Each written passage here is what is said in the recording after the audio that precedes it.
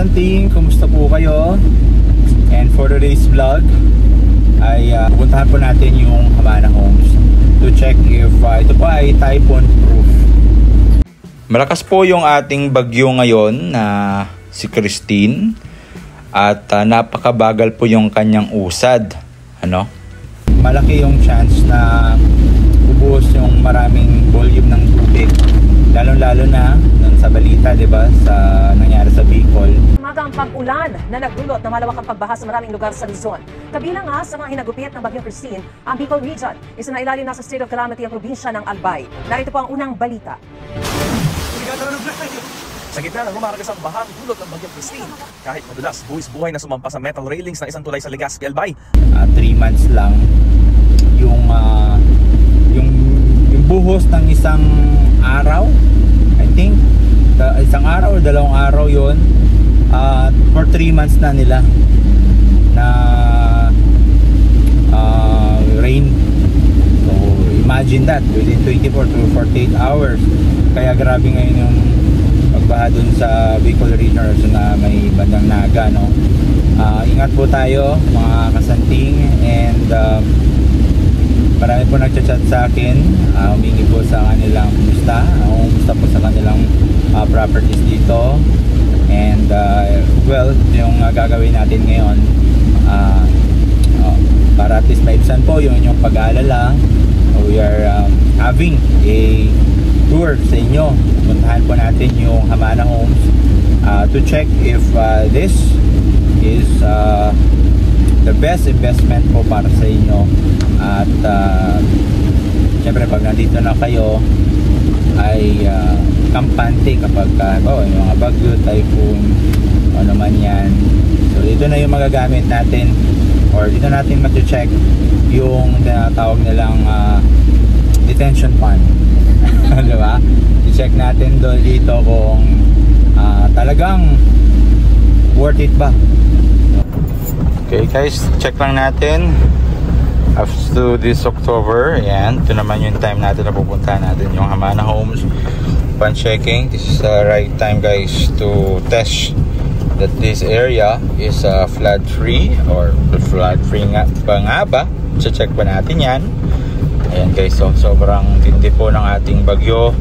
And the worst case about it is magkakaroon siya ng nababalitaan po, iwan po kung totoo, yung Fujiwara effect, kung saan yung isang bagyo na nabubuo, ito siya yan, mabubuo yan, at pupunta po siya going here sa may Japan, at paglagpas dito baka mahila niya. So to check that, yan, meron tayo dito. Okay, by Friday, bukas. Yan guys, makikita nyo palayo ng palayo yung ating si Christine. Ito si Christine, hindi ko pa alam kung ano yung tawag dito. So habang palakas ng palakas siya, palapit ng palapit, ito naman ay papunta po going Vietnam, no? Habang lumalakas po ito, and will be on Sunday. Check natin pag Monday. Ayan guys, so tingnan nyo, unti-unti siyang bumabalik. Ayan, unti-unti siyang bumabalik. And glad thing na itong bagyo na to hindi tumama sa atin, no? So on Tuesday, ayan guys, dahan-dahan siyang bumabalik dito.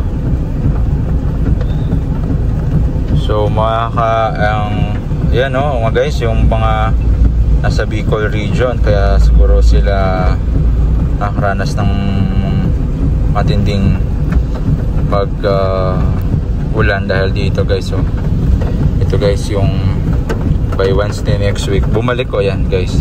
Hindi ko alam kung magla-landfall to kasi hanggang end of the month lang yung free natin na forecast.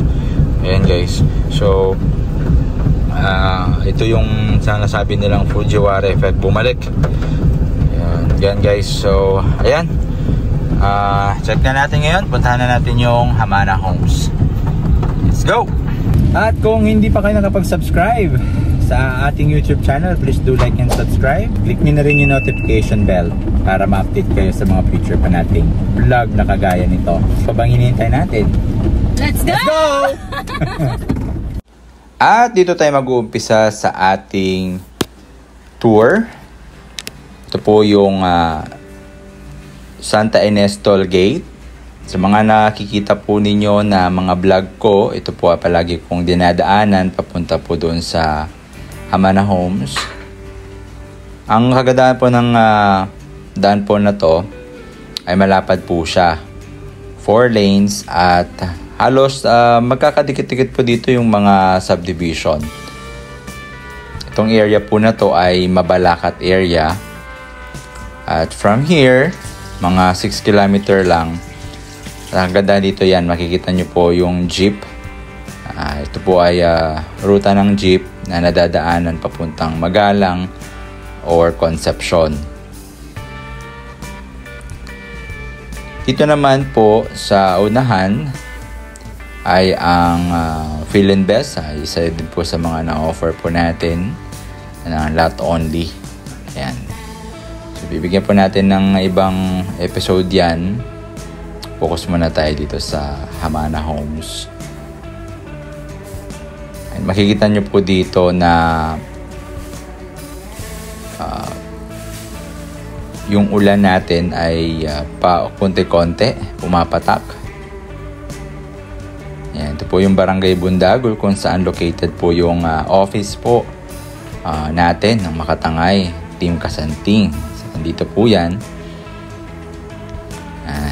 Dito po siya sa may right side. So kung may time po kayo, pwede po yung bumisita. Ito naman po yung Cheerful Homes or SMDC. So malaki din pong development po yan. Isa din po sa mga ino-offer po natin. Mga row houses naman po yung available po dito.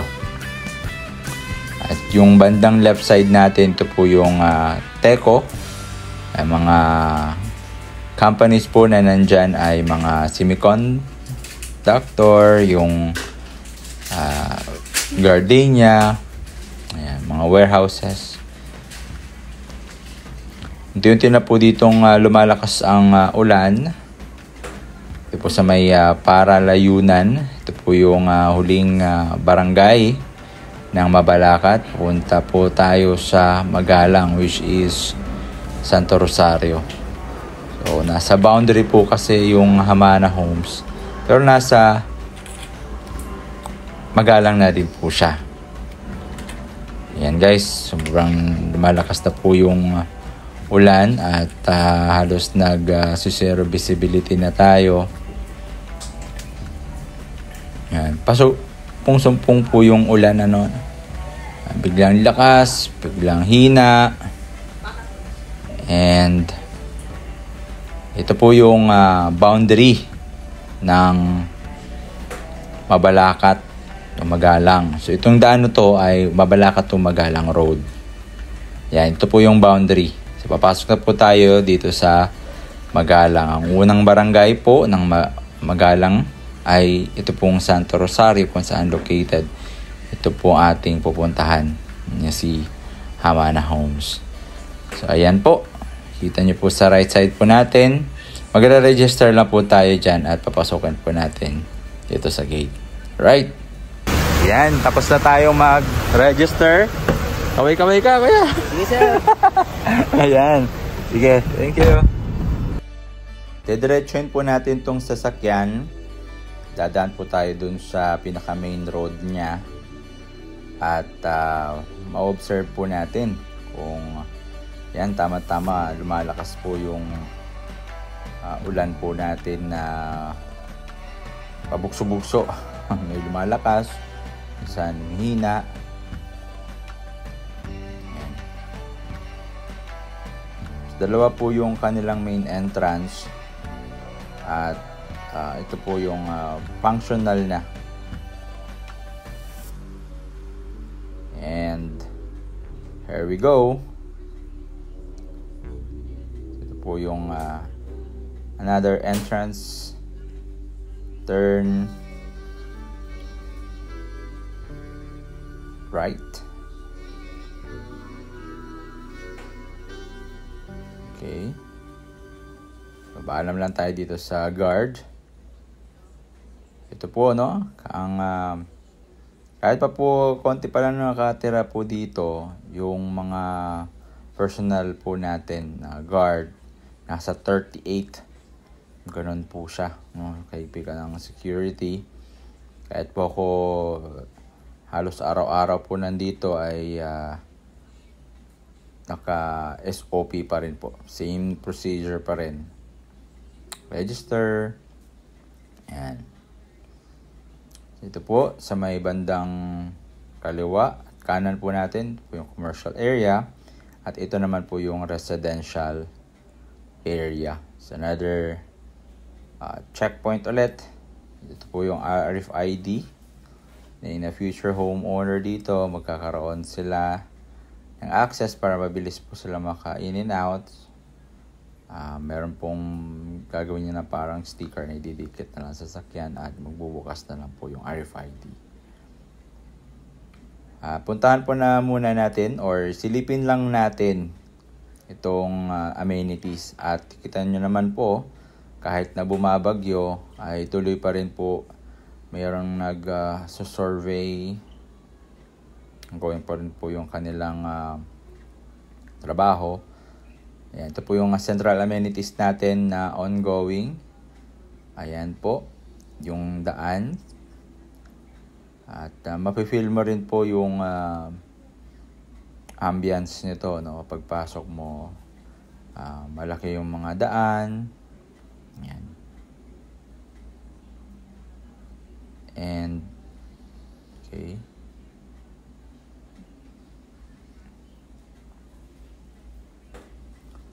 Alright. Ganyan po yung plus wall technology. Ayan, makita mo yung parang team na dun sa wall. Ito naman po yung amenities. Ayan.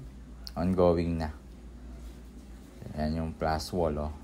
Isa din sa mga noise reduction. Ayan po yung phase 2. Atulas lang tayo ng konti. May lalabas. So, may mga nakatira na po doon sa phase 1 natin. At let's proceed na po doon sa ayan, ito yung phase 1. Ayan. Marami na pong mga completion po dyan. At ito po dadaanan natin. Ayan, yung phase.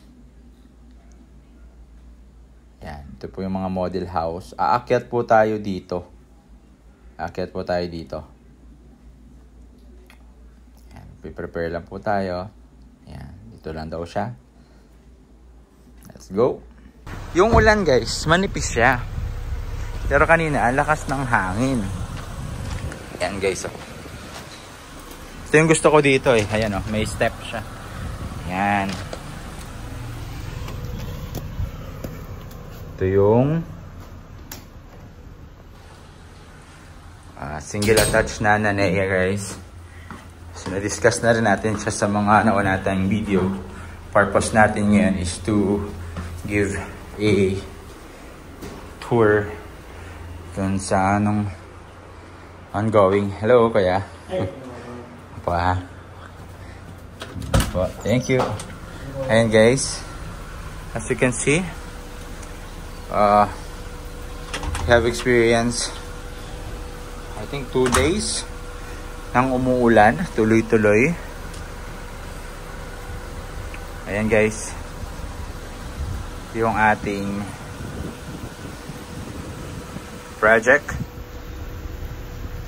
So wala pong although under construction po siya, pero makikita nyo naman na tuyong-tuyo po siya, no? So ito po yung magandang indication dahil yung project before nag-build yung mga bahay is inano na nila yung mga drainage. Alright, and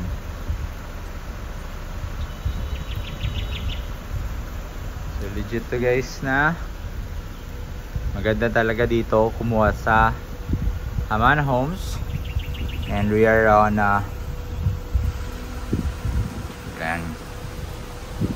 yan guys, oh.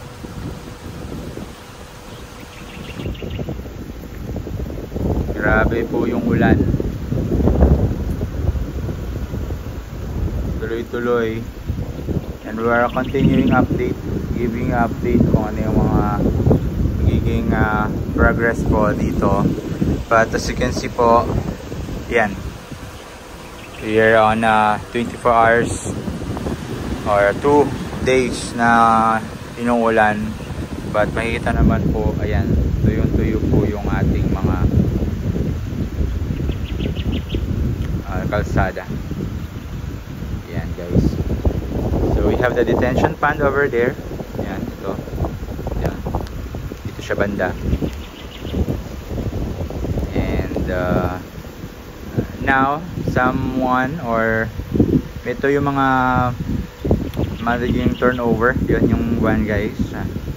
Yan sila, papunta sila ng phase 1 kasi may mga turnover house na rin po tayo ngayon, and sila yung team to syempre yung orientation at yung handover.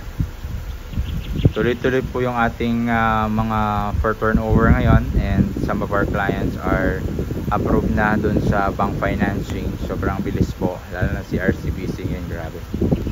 Bilis po niyang magpa-approve ng financing, at long term pa po yung binigay sa atin, since nakita po nila yung quality ng bahay and the future development po nito.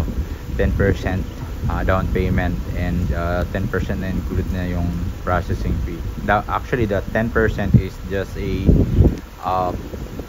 processing. So 90% is loanable. So ganyan po yung binigay na tiwala or binigyan ng value itong ating project. Yan guys. So that's the plus wall. I hope na bigyan ko po kayo ng idea ano po yung mga typhoon proof itong si Hamana Homes, and legit po na pag dito po yung investment nyo, worry free po kayo. Ayan. Alright. So pa-picture lang po tayo kahit umuulan. Alright, so marami pong salamat sa panonood ng ating munting video. At sana po nabigyan ko po kayo ng idea po yung status dito sa Hamana Homes kapag po ay umuulan at dinadaanan po ng bagyo. Maganda po itong pagkakataon. Pero syempre, sa mga iba po nating mga kababayan na kung saan na yung location po nila ngayon ay binabaha, ito po ay napakahirap po sa kanilang kagalagayan. Ito po ang Hamana Homes.